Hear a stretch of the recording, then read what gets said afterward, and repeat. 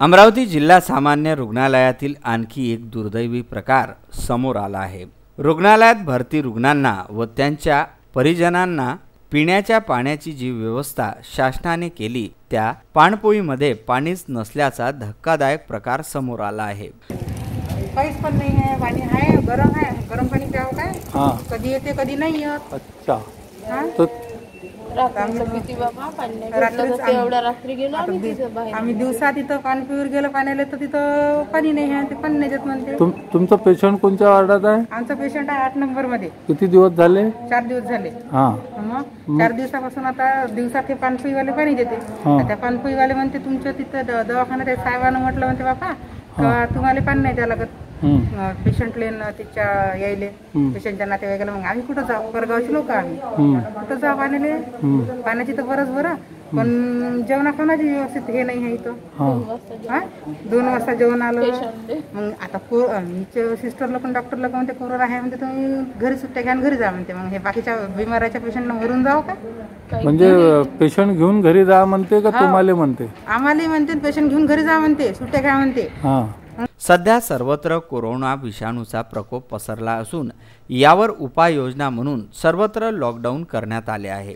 त्यामुळे सामान्य नागरिकांना घराबाहेर पडता येत नाही आणि दुसऱ्या बाजूला प्रशासकीय रुग्णालयात कोरोना सारख्या रोगावर विजय मिळवण्याकरता लाखो रुपये खर्च केले गेलेत। मात्र हा खर्च कसा व कितपत कामात पडत आहे आणि खरंच रुग्णांना याचा उपयोग होत आहे का याची सत्य परिस्थिती दर्शवणारा हा प्रकार आपण बघू शकता। अमरावती जिल्हा सामान्य रुग्णालयातील पिण्याच्या पाण्याची व्यवस्था करण्यात आली आहे। डी फ्रीजरमध्ये पाणीच नाही तर एवढ्या उन्हाळ्याच्या दिवसात सुद्धा रुग्णांच्या नातेवाईकांना गरम पाणी प्यावे लागते, तर बरेच वेळा या पाणपोईत पाणी नसल्याची सुद्धा बोंब उडते।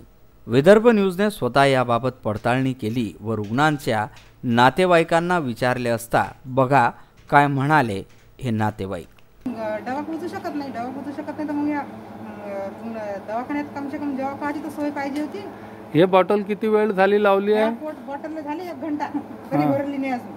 त्याचं पाणी थंड आहे का गरम आहे? गरम आहे पूर्ण, जास्त गरम नाही आणि दुसऱ्या नाही काही नाही। हे काय कामाचे? किती वेळ एक घोटा टाकून पडून टाका नाही काही काय करा आम्ही? कुठं जाऊ पाण्याला? कमसे कम नाही काही। आता इथचे आमचे पेशंट लोक आहे, आम्ही उपास येऊ म्हटलं उपास मारायची वेळ येऊन राहिली। परगावचे लोक एवढ्या दुरून येणं जाणं बंद आहे सगळं। तुम्ही कोणत्या वार्डात आहे बाई? 15 नंबर मध्ये। किती दिवस झाले तुम्हाला इथं आहे? 4 हप्ते झाले। 10 तारखेला आले। 4 हप्ते झाले? 10 तारखेला आले। तर मग पाणी कुठून आणता मग तुम्ही? सोन्याची गाई। कुठंच पाण्याची हिरवीमध्ये व्यवस्था नाही? म्हणजे दवाखान्याच्या बाहेर? इथं अंदरे नाही दवाखान्याच्या? कोण जाते? ह्या बाईनं स्कॅन आहे ती बाईची किती वेळचा हे आहे, त्या बाईपाशी पाणी नाही आहे। किती वेळपर्यंत भरत बसा इथं? किती वेळपर्यंत भरत बसा? आणि उन्हात नाही रात्रीचं गेलं एक तर दुसरं बाई तिकडं आमच्या जीवाची काय शासन जमीदारी घेणार आहे का? काही कंपनी नाही झालं इथं होत पेशंट सोडून आम्हाला बाहेर पाण्याला जावं लागतं रात्रीचं। आता संध्याकाळी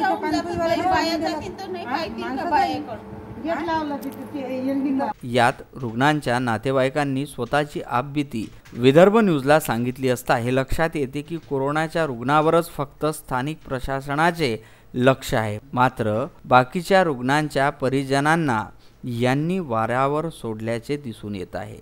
यावर प्रशासन काय कारवाई करेल हे आता बघणे आहे। Bureau report Vidarbha news.